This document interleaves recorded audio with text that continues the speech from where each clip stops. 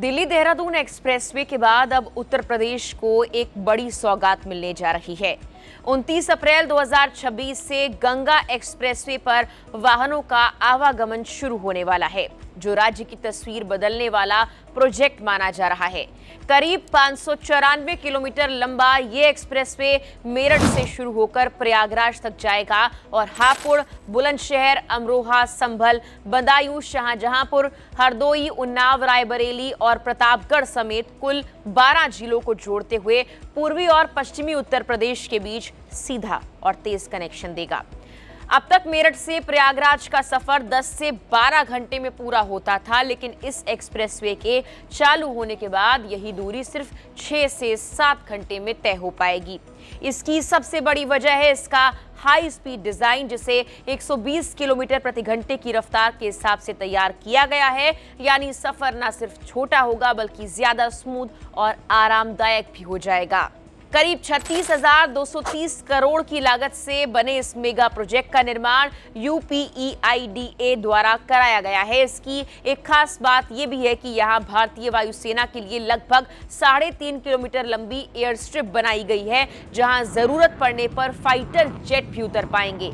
इस एक्सप्रेसवे का उद्घाटन प्रधानमंत्री नरेंद्र मोदी 29 अप्रैल को हरदोई से करेंगे, जबकि इसकी नींव दिसंबर 2021 में रखी गई थी। अगर सुविधाओं की बात करें तो इस एक्सप्रेसवे को इस तरह से डिजाइन किया गया है कि यात्रियों को हर स्तर पर आराम मिले। मेरठ और प्रयागराज में 2 बड़े टोल प्लाजा बनाए गए हैं, जबकि 19 रैंप टोल प्लाजा भी हैं, जिससे लोग अलग अलग जगहों से आसानी से एक्सप्रेसवे पर चढ़ उतर सकेंगे। इसके अलावा 9 पब्लिक यूटिलिटी कॉम्प्लेक्स तैयार किए गए हैं, जहां petrol pump, food court, rest area और साफ सफाई की व्यवस्था होगी।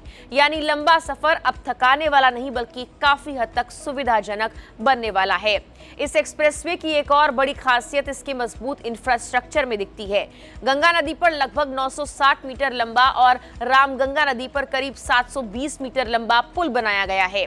इन पुलों को आधुनिक इंजीनियरिंग तकनीकों से तैयार किया गया है, जिससे बाढ़ के पैटर्न और पानी के बहाव को ध्यान में रखा गया है, ताकि ये लंबे वक्त तक सुरक्षित और टिकाऊ बने रहें।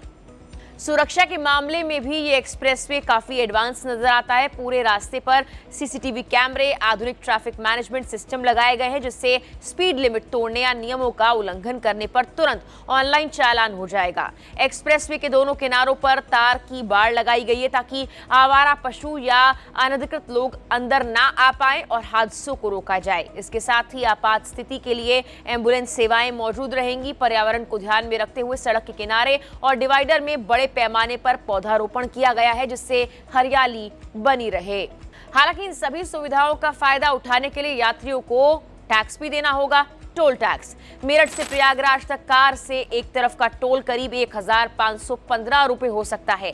छोटे कमर्शियल वाहनों के लिए ये लगभग 2,405 हो सकता है, जबकि भारी ट्रकों के लिए ये 4,800 से ज्यादा तक हो सकता है।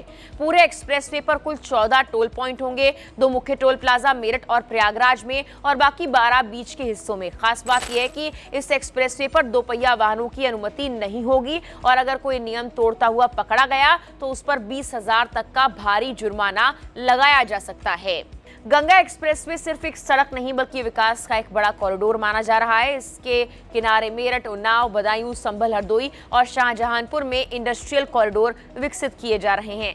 करीब 1026 से 1426 एकड़ जमीन पर 6 बड़े क्लस्टर बनाए जाएंगे, जहां मैन्युफैक्चरिंग, कृषि और लॉजिस्टिक्स से जुड़े उद्योग स्थापित होंगे। इसके लिए प्लॉट आवंटन की प्रक्रिया भी शुरू हो चुकी है, जिससे रोजगार और निवेश के लिए भी अवसर पैदा होंगे। भविष्य की योजना भी उतनी ही बड़ी है। दूसरे चरण में इस एक्सप्रेसवे को करीब 455 किलोमीटर तक और बढ़ाने का प्रस्ताव है। इसमें मेरठ से हरिद्वार तक 110 किलोमीटर का लिंक एक्सप्रेसवे और प्रयागराज से बलिया तक लगभग 314 किलोमीटर लंबा नया रूट शामिल है। यानी आने वाले वक्त में ये एक्सप्रेसवे और भी बड़े नेटवर्क का हिस्सा बन जाएगा। कुल मिलाकर गंगा एक्सप्रेसवे सिर्फ एक हाईवे नहीं बल्कि उत्तर प्रदेश के लिए गेम चेंजर प्रोजेक्ट बन सकता है, जो यात्रा को तेज, सुरक्षित और आरामदायक बनाने के साथ साथ राज्य की अर्थव्यवस्था और विकास को भी नई दिशा देने वाला हो सकता है। फिलहाल के लिए इस वीडियो में इतना ही।